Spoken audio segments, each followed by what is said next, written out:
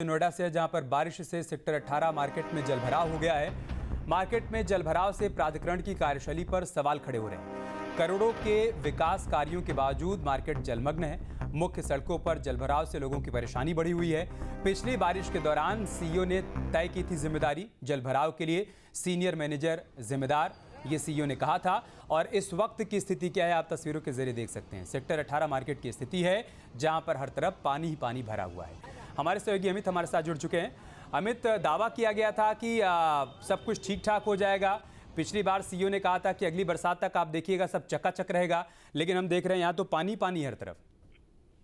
देखिए, ये मार्केट को बहुत खास मार्केट है। सेक्टर 18 अट्टा मार्केट केवल नोएडा नहीं बल्कि आसपास के गाजियाबाद, फरीदाबाद और अलग अलग शहरों के लोग घूमने के लिए यहाँ पर आते हैं। हर एक ब्रांडेड जो देश का ब्रांडेड शोरूम है उनके यहाँ पर शोरूम खुले हुए हैं। उसके अलावा तमाम लोगों का आना जाना रहता है और इस सेक्टर में करोड़ों रुपए के विकास कार्य लगातार हुए, पहले भी हुए और अभी भी साफ सफाई के नाम पर या रेलिंग ठीक करने के नाम पर लगातार जो विकास कार्य है वो चलते रहते हैं। लेकिन स्थिति आप देख सकते हैं किस तरीके से जलमग्न है।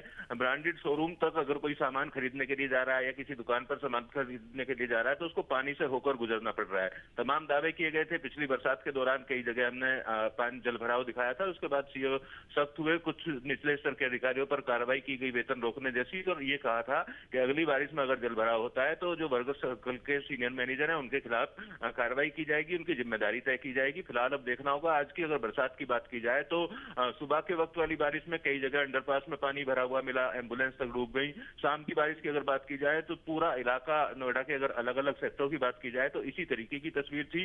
शाम के वक्त लोग अपने ऑफिसों से जब घर के लिए निकले तो उन्हें पानी से होकर गुजरना पड़ा।